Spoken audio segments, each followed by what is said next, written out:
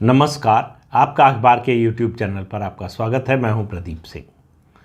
जो बात अभी तक विपक्ष के बहुत से नेता अपनी ज़बान पर लाने से बच रहे थे, जिस बात का जिक्र नहीं कर रहे थे लेकिन इशारे ज़रूर कर रहे थे। इशारों में बहुत कुछ कहा जा रहा था, लेकिन खुलकर बोलने की किसी की हिम्मत नहीं हो रही थी। वो तेलंगाना के मुख्यमंत्री के चंद्रशेखर राव की पार्टी के नेताओं ने बोल दिया है। बीआरएस है उनकी पार्टी का नाम, भारत राष्ट्र समिति, जो पहले तेलंगाना राष्ट्र समिति थी। और पिछले कई साल से जो पार्टी और सरकार जो है एक बराबर की दूरी बनाकर चल रही थी कांग्रेस और बीजेपी दोनों से। फिर बीजेपी से दूरी थोड़ा ज़्यादा हो गई और कांग्रेस से दूरी उतनी ही बनी रही। शर्त ये थी उनकी लगातार कि कांग्रेस के साथ कोई अलायंस नहीं करेंगे। 2019 के चुनाव से पहले आपको याद होगा कि वो चौथा फ्रंट बना रहे थे, गैर भाजपा और गैर कांग्रेस के दलों का जो है वो एक गठबंधन बनाना चाहते थे। उसमें कुछ हुआ नहीं। उसके बाद से पिछले साल भर से वो लगातार जो है अपनी राष्ट्रीय भूमिका की तलाश कर रहे हैं और वो नेताओं से, अलग अलग पार्टियों के क्षेत्रीय दलों से मिल रहे हैं कि एकता होनी चाहिए, बीजेपी के खिलाफ मिलकर लड़ना चाहिए। समस्या कहाँ आ रही है? समस्या ये हो रही है कि अगर विपक्षी एकता होनी है तो कांग्रेस की उसमें केंद्रीय भूमिका होनी चाहिए। केसीआर इसके लिए तैयार नहीं थे, लेकिन अब तैयार हो गए।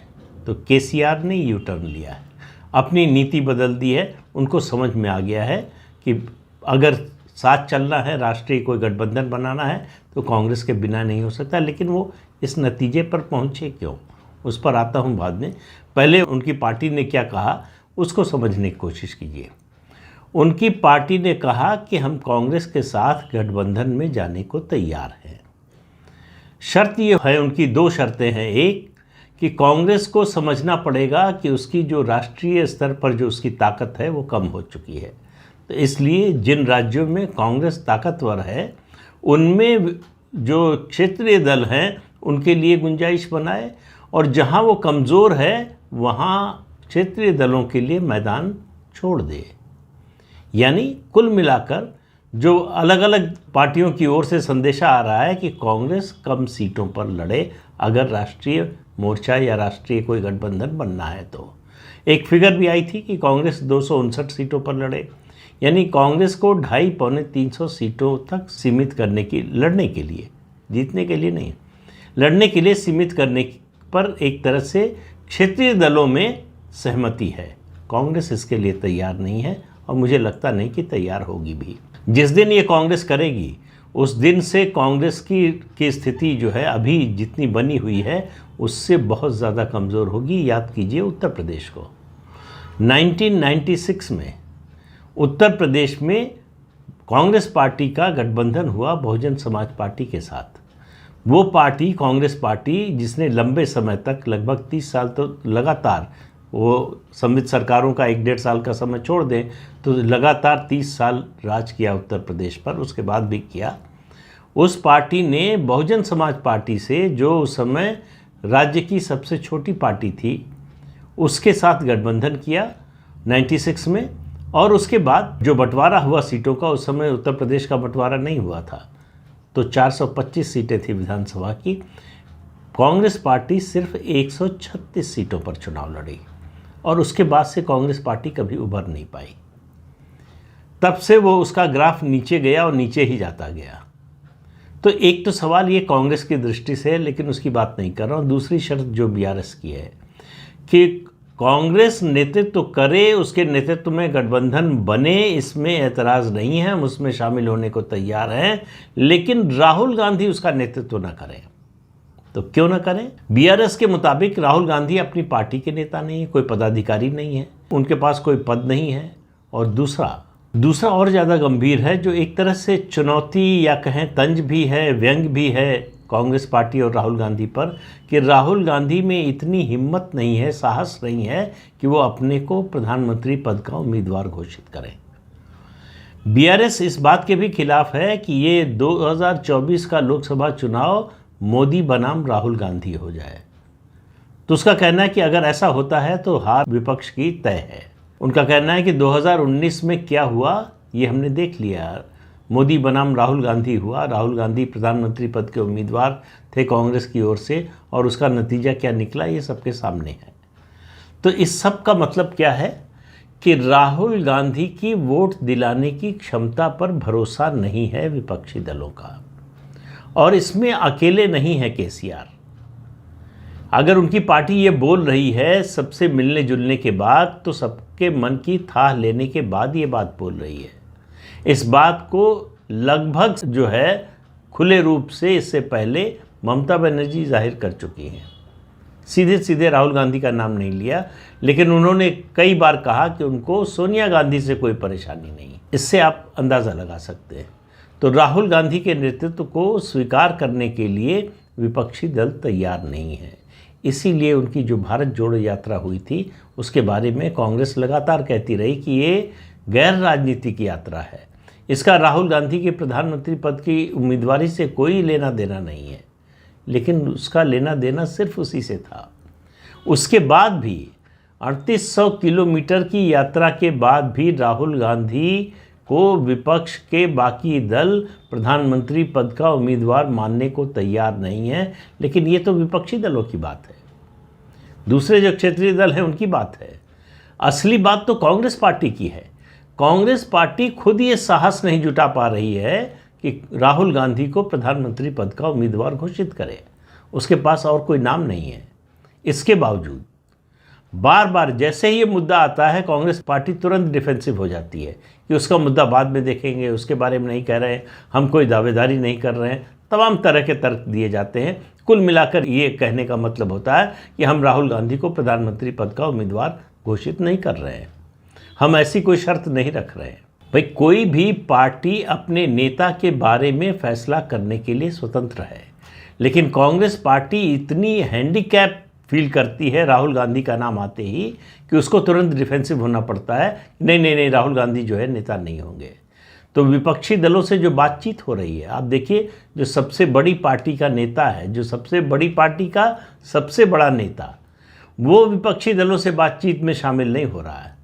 वो अलग बात है कि वो तेजस्वी यादव और नीतीश कुमार से मिले, वो तो गठबंधन के साथी हैं, आप उनके साथ सरकार चला रहे हैं, उनसे मिलने न मिलने का कोई मतलब नहीं है। उसके अलावा शरद पवार से मुलाकात हुई मल्लिकार्जुन खड़गे के घर पर, जो यूपीए के घटक दल हैं। तो इसलिए उसके अलावा आप देखिए, उससे बाहर राहुल गांधी किसी क्षेत्रीय दल के नेता से मिलने गए हों, किसी मुख्यमंत्री से मिलने गए हों कि मिलजुल कर चुनाव लड़ना चाहिए, विपक्षी एकता होनी चाहिए, या किसी और मुद्दे पर, इवन उनका जो प्रिय मुद्दा आजकल है हिंडनबर्ग का और अडानी का, उस मुद्दे पर भी समर्थन जुटाने के लिए वो मिलने नहीं गए। ये राहुल गांधी की दूसरी खामी है। कम्युनिकेशन गैप, संवादहीनता की स्थिति, संवाद कौशल की कमी, ये राहुल गांधी की सबसे बड़ी कमजोरी है। पहला जो चरण है कि पहले विपक्षी एकता तो हो, साथ बैठने को तो तैयार हो, मिलकर लड़ने को तो तैयार हो। उसके लिए कांग्रेस पार्टी का जो सबसे बड़ा नेता है वो इस स्थिति में ही नहीं है कि बाकी दलों से बात कर सके, उनसे जो है संवाद कर सके कि हम ऐसा चाहते हैं, ये आप बताइए आप क्या चाहते हैं। लेकिन मैंने शुरुआत की थी केसीआर से, बीआरएस से। सवाल ये है कि बीआरएस का ये रवैया बदला क्यों, बीआरएस का ये स्टैंड बदला क्यों, गैर भाजपा गैर कांग्रेस दलों के गठबंधन से वो कांग्रेस के साथ गठबंधन के लिए तैयार हुई क्यों।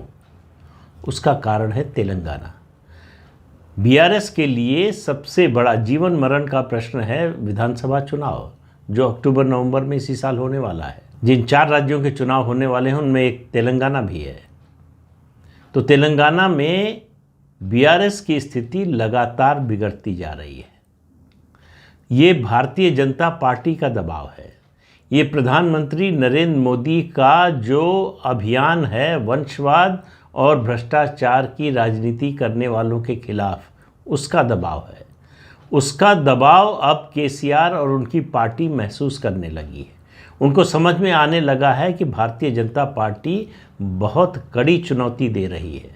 उनको ये भी समझ में आने लगा है कि भारतीय जनता पार्टी जिस स्थिति में पहुंच गई है, वहां उनको सत्ता से बेदखल भी कर सकती है। अभी 2-3 दिन पहले केंद्रीय गृह मंत्री अमित शाह तेलंगाना में थे। उन्होंने कहा कि उनकी सरकार बनी, उनकी पार्टी की सरकार बनी तो जो 4% आरक्षण है मुसलमानों का वो ख़त्म कर देंगे। तो केसीआर और बीआरएस के मर्म पर चोट किए, जहाँ जो उनका कोर वोट बैंक है उस पर चोट की। और उस चोट का मतलब है कि हालांकि उनका जो मकसद था वो दोहरा था, एक तीर से दो निशाने साध रहे थे। वो तेलंगाना के ही बारे में नहीं बोल रहे थे, वो कर्नाटक पर भी निशाना साध रहे थे। कर्नाटक में 4% मुसलमानों का रिजर्वेशन ख़त्म किया है। वो बताने की कोशिश कर रहे थे कि हमारी सरकार अगर यहाँ तेलंगाना में होती तो यहाँ ना होता। एक काउंटर पोलराइजेशन, उसकी तैयारी बीजेपी ने अभी से शुरू कर दी है। उसके अलावा बीजेपी का संगठन दक्षिण में कर्नाटक के बाद सबसे मजबूत और सबसे व्यापक अगर है किसी राज्य में तो वो तेलंगाना है। तेलंगाना ही एकमात्र ऐसा राज्य है कर्नाटक के अलावा जहाँ से बीजेपी के 4 लोकसभा सदस्य हैं। जब उसका संगठन कोई खास नहीं था, कोई उसका जनाधार कोई विशेष नहीं था, तब 2019 में जीता था। अब 2024 में भारतीय जनता पार्टी 2019 की नहीं होगी, 2018 की भी नहीं होगी। वो एक बदले हुए स्वरूप में होगी, ज़्यादा आक्रामक होगी, उसका संगठन ज़्यादा चुस्त और दुरुस्त होगा। तो ये जो दबाव लगातार भाजपा का बढ़ रहा है, लगातार वंशवादी और भ्रष्टाचार की राजनीति के खिलाफ जो अभियान चल रहा है, और कोई आश्चर्य नहीं होगा मुझे अगर तेलंगाना के विधानसभा चुनाव से पहले उनकी बेटी कविता जो है वो गिरफ्तार हो जाए दिल्ली के शराब घोटाले में। उनके खिलाफ सीबीआई ईडी के पास पर्याप्त सबूत है, किसी भी समय उनकी गिरफ्तारी हो सकती है।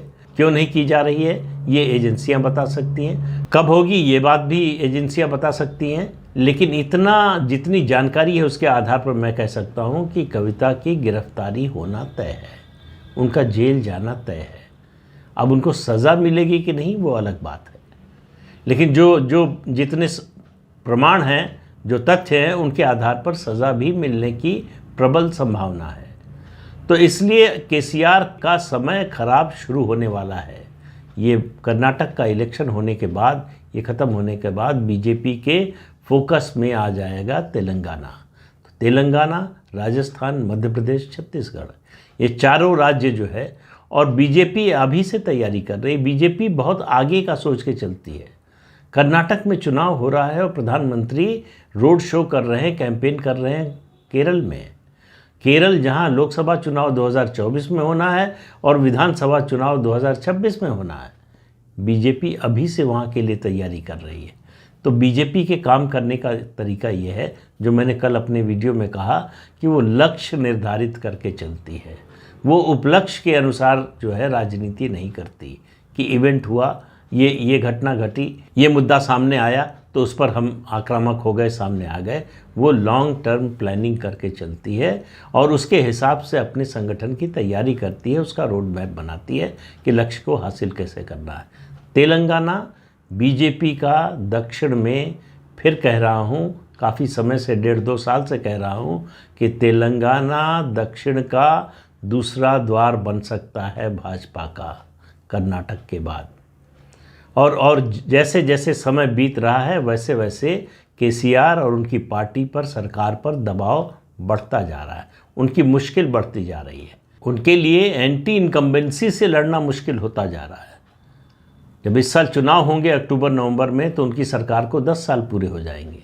तो 10 साल की एंटी इनकम्बेंसी से लड़ना आसान नहीं होता अगर आपके पास मजबूत संगठन और कोई बड़ा लक्ष्य न हो। आपके पास एंटी इनकम्बेंसी को बीट करने का कोई मुद्दा ना हो, जो कि केसीआर के पास है नहीं, कम से कम अभी तो दिखाई नहीं दे रहा है। तो इसलिए तेलंगाना की राजनीति पर विशेष नज़र रखिए, वहाँ की गतिविधियों पर, राजनीतिक गतिविधियों पर। वहाँ बदलाव होने की बड़ी प्रबल संभावना है। तो इस अंक में इतना ही, अगले अंक में फिर मिलेंगे किसी नए मुद्दे के साथ। तब तक के लिए अनुमति दीजिए। आपसे अनुरोध है कि ये चैनल देखिए, शेयर कीजिए, लाइक कीजिए और सब्सक्राइब ज़रूर कीजिए। नमस्कार।